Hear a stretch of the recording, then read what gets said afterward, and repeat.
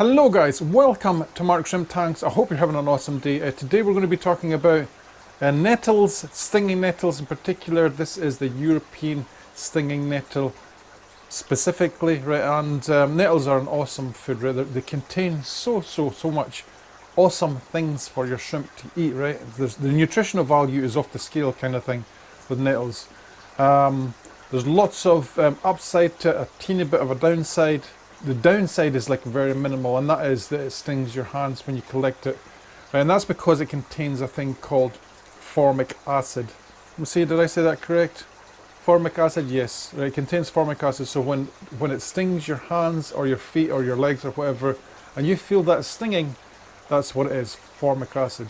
Right, so the other good things about nettles is it's very mineral and vitamin rich. I'll try and remember stuff as I go along because I've written some stuff down, but you guys know my memory is absolutely awful. It has quite a bit of vitamin A, vitamin C, vitamin K as well as vitamin B. It is jam-packed full of calcium, iron, magnesium, phosphorus, potassium, sodium, and essential fats and amino acids, right? So this is where you have to bear in mind that when you put it into your tank, not to put too much in because you are actually adding a fertilizer as well. As it decays, it will release all the goodies that we've just mentioned. Alright guys, we know the benefits of having nettles in an aquarium as long as you feed it in moderation. How do you prepare it? This is what I do. This is just a jug of nettles that I've collected. What I'll do guys is, I won't use this much in a tank. You're talking in a shrimp tank of maybe 10 shrimp, you want to use something like the size of your thumbnail.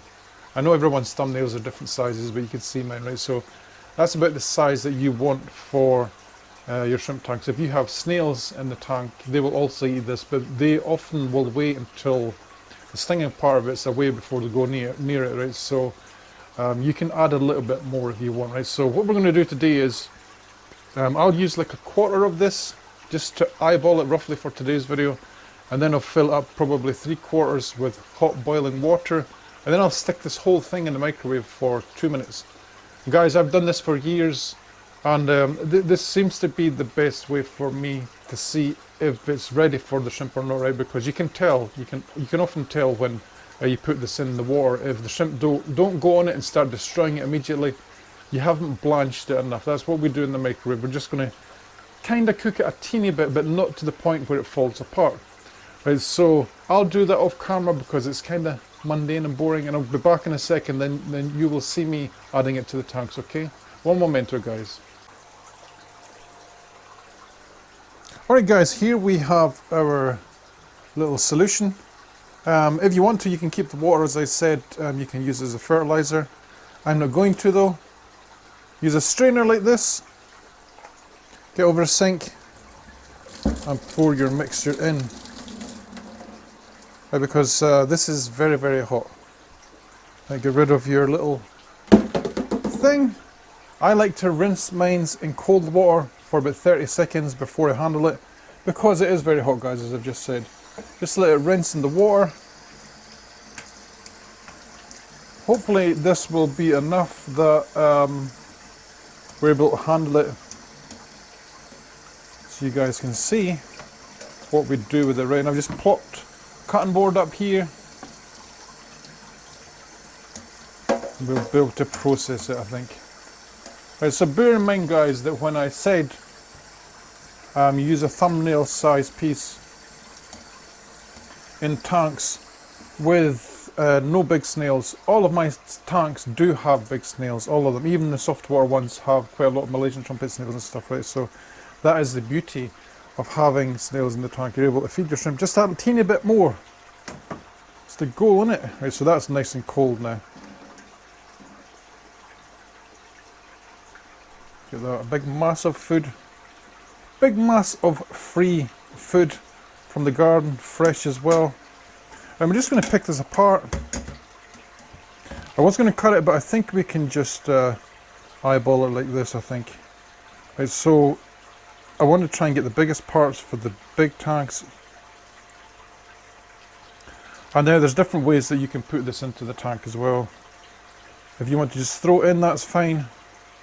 If you want it to sit near the front so you can sit and watch it, there's other ways that you can do that. You can use like little pieces of stainless steel, barbecue skewers, etc., just to hold it there. And you can see this is a decent amount. A little piece of this will be going in every single tank, and the biggest bits will be going in the big tanks. I want to see how my Marissa snails, how they like this stuff, because I have noticed that some of the smaller ones have been dying a little bit, right? So I'm obviously not giving them enough food, right? So here is our batch of nettle mix ready to go. Big pieces here will be going in the big tanks with all the most Neocaridina. And we'll walk around and feed the tanks, I think, guys. Doesn't it look good?